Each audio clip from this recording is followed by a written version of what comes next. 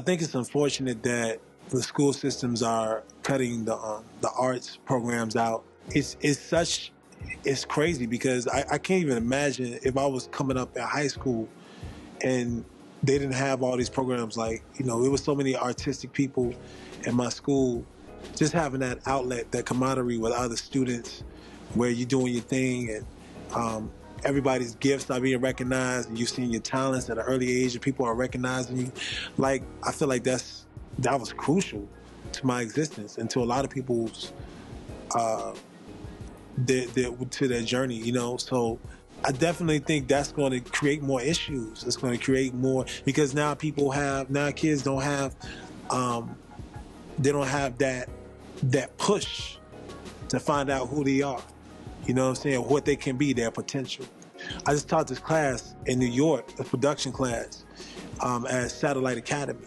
And shout out to Satellite Academy. These kids, you know, they're about like 17, 18, 19. And they were just, you know, learning about music production. One of the things that we did was we created a beat with the whole class had input.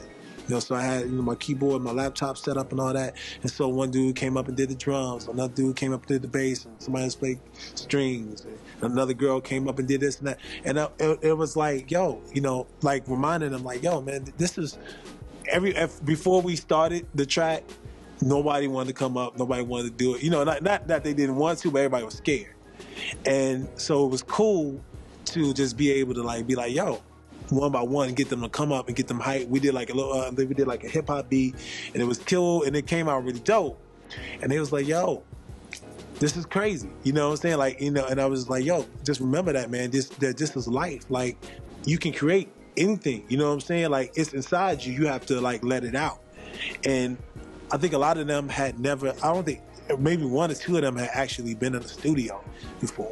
So just to see their faces and see them like light up and just know that that's a possibility, and just know that, and I'm just like, yo, I'm just comparing it to life. I'm like, yo, this is the same thing. Like, this is what I did. I took my spark, I took my life, and I made it a journey, and I followed my heart, I followed my passion. I created so many beautiful situations, man. I had such a blessed life, man, like, so far, and I still feel like the best is yet to come, you know, because I've had like just so many amazing experiences and traveled around the globe a couple times, and to see these kids now not even have that push. And so it's like, okay, you go out of school, and what you gonna do? You gonna go stand on a corner?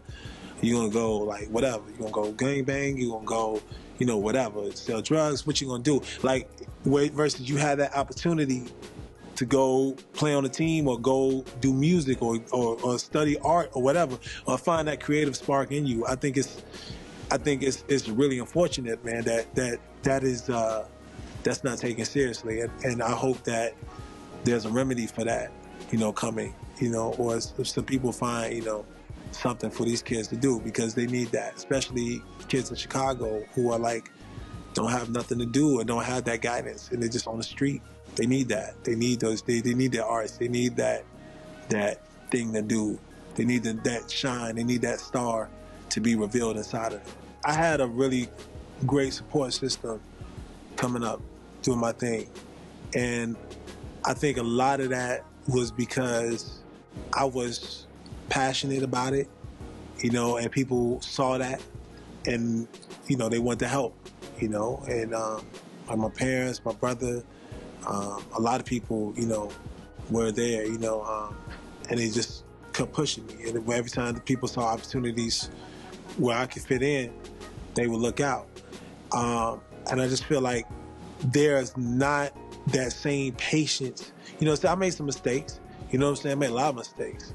You know what I'm saying? But I feel like there's not that same patience for the kids today.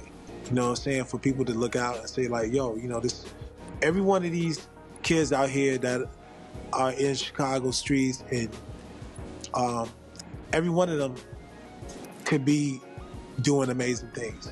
You know what I'm saying? With their life. If it was music, it was going in the legal system, it was like being a doctor. They could do anything.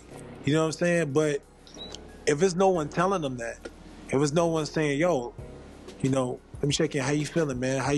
What do you really want to do? What do you see yourself doing? You know what I'm saying? Outside. I mean, I know you could go outside, you can go hang out, but what could you see yourself doing after this? You ever seen something on TV, or you ever read somebody, you ever seen somebody out here that inspired you, that made you just ask questions and get them thinking beyond the streets, get them thinking beyond the front door, or just smoking out, you know, whatever. You know, there's a place for everything, you know, but you have to be able to see past this moment, you know. And so I feel like a lot of the generation that should be leading this generation that's coming up now is like whatever, like, you know, they're scared of them and they don't want to deal with them and they just think that they're crazy. I mean, but it's just gonna get crazy, you know what I'm saying? So when I see stuff going on out here, you know what I'm saying, if I'm in the mix, I just, you know, I throw my voice in, I throw my 2 cents in to kids, man. I see coming up that's just kind of wilding out a little bit. You know what I'm saying? We got to do something. You know, we got to teach kids. We got to let them know that, you know, there's opportunities. You know, that this world is not just, it's not a game, man. You could just be out here. You could be nothing, or you could be great. And I feel like a lot of kids are not getting that message. And so they just getting the message from their homie who ain't doing nothing. Can you do it again? Can you know, was it a fluke? I'm like, come on, man. He's disrespecting me right now.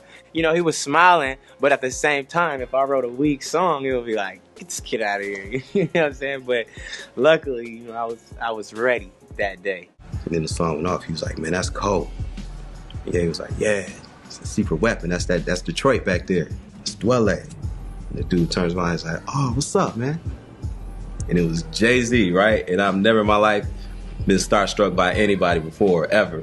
We just live in this culture, specifically like hip-hop, and I mean it sincerely, like hip-hop, we gotta stop shaming intelligence and shaming being artistic and shaming people for, you know, being socially conscious and socially aware. We gotta stop shaming them and making them feel like they're not real hip-hop or they're not real men.